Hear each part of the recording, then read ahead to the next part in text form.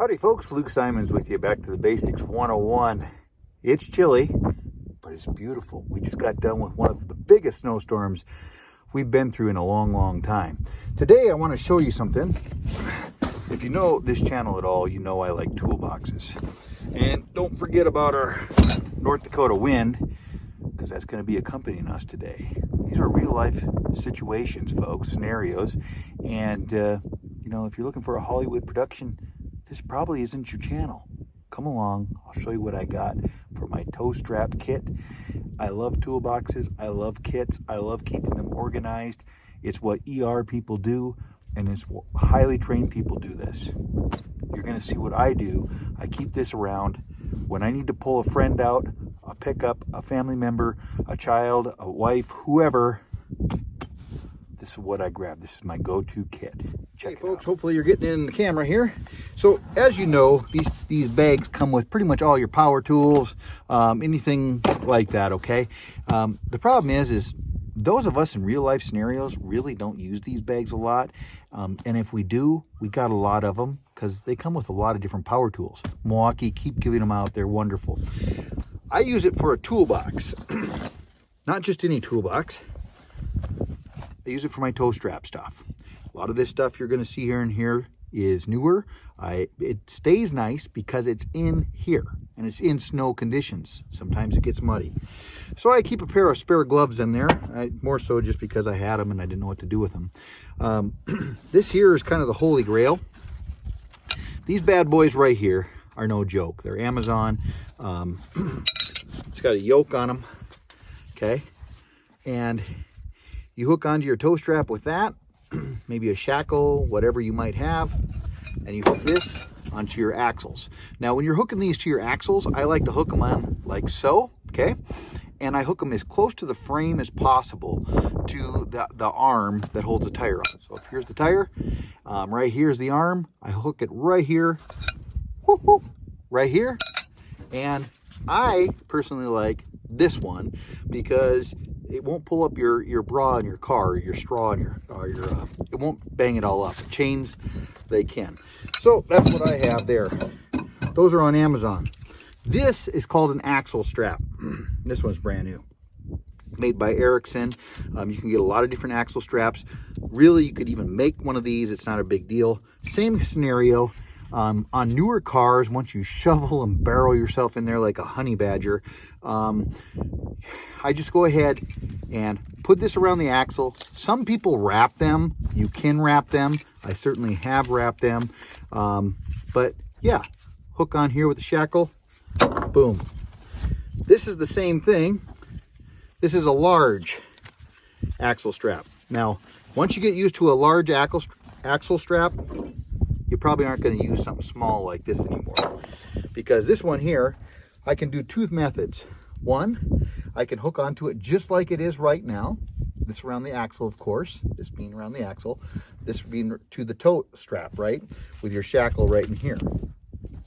And you can pull it. Or you can do the slip knot method. So that's what I do. And a lot of times I'll put my name and phone number. Don't look too close because you'll see my phone number on there. And that way, if I can't pull somebody out, I can just give this to them. They can bring it back later. This is a set of keys. This is a wonderful thing to have in your strap, in your bag, your go-to bag.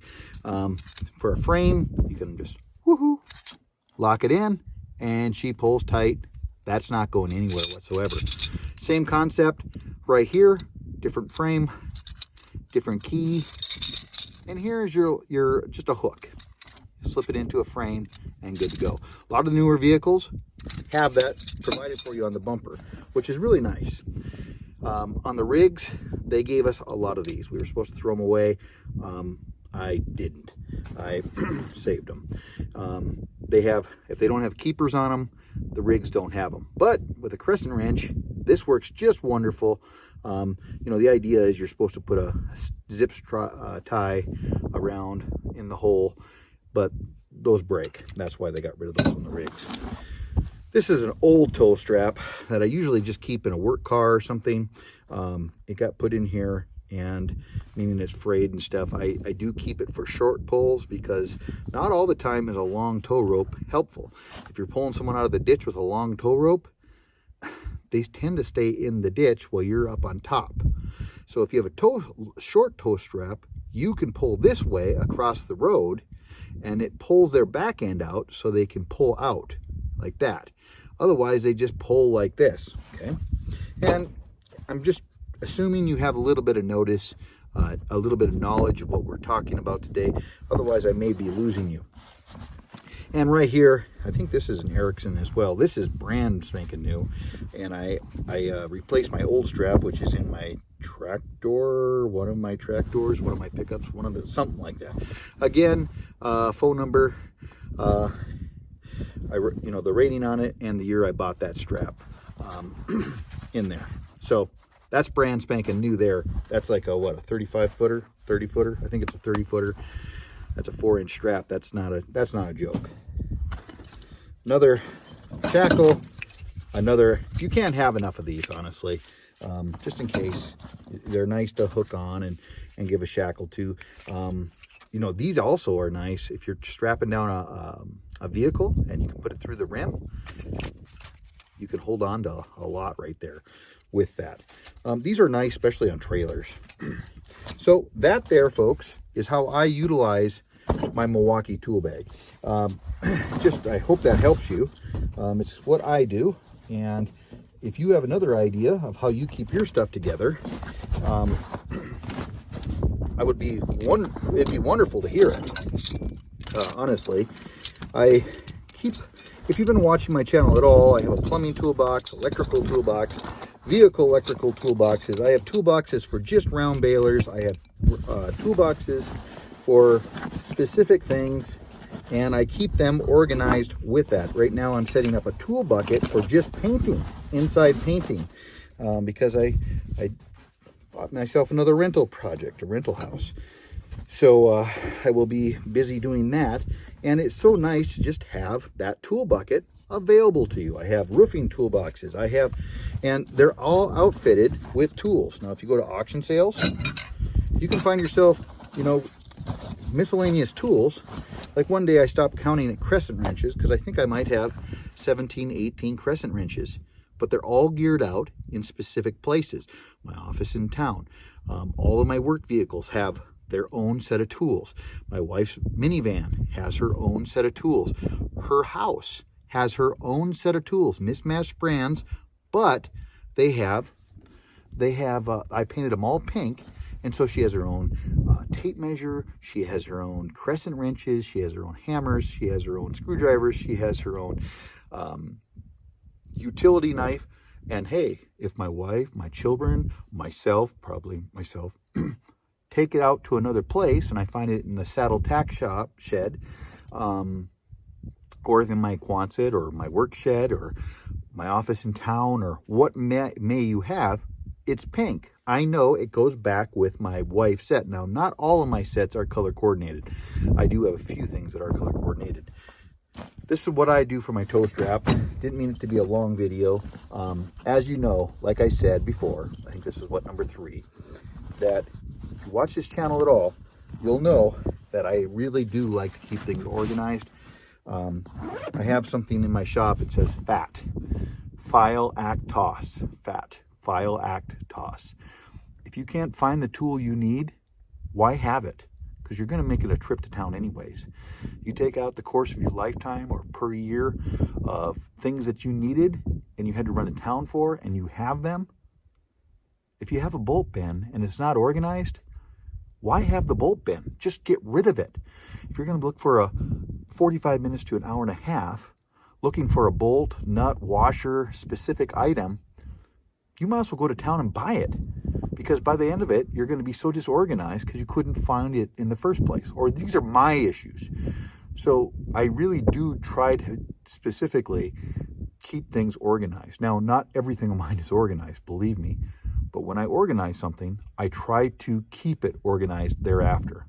This year, hey, all of my vehicles have a shackle. All of my vehicles have a tow strap.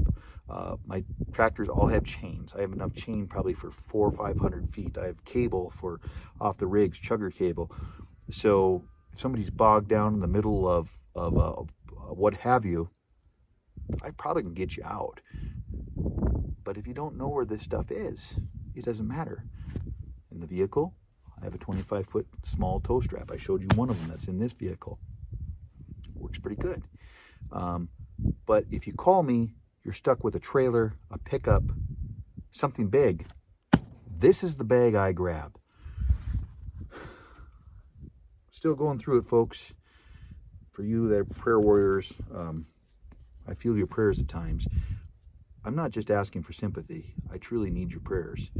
I'm going through the biggest trial of my life, and most of it's brought on by myself. But we need healing in my family, majorly. And we need some major healing. We need a miracle in my family. If I talk about it, I'll just bawl. Boy, my pastor he did a good sermon the other day. My pastor happens to be my pastor as well, or excuse me, my father.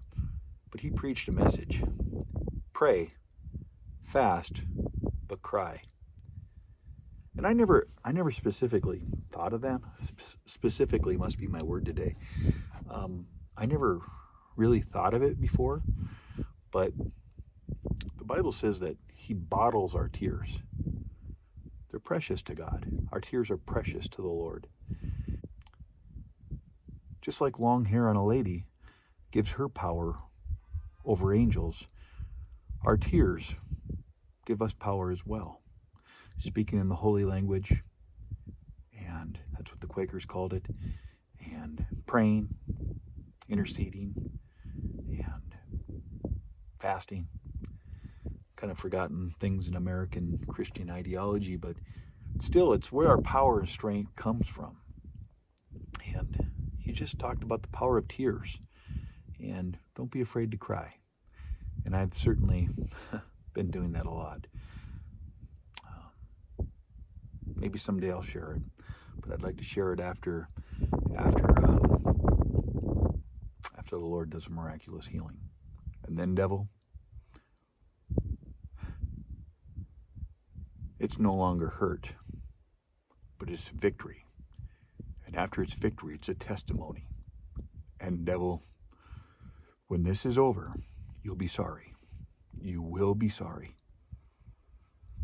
Love you all. What a beautiful winter day. May the Lord guide and keep you. Until next time, this is Luke Simons. Happy trails. Old Cherokee. She's getting old. In her prime, she was 105 pounds.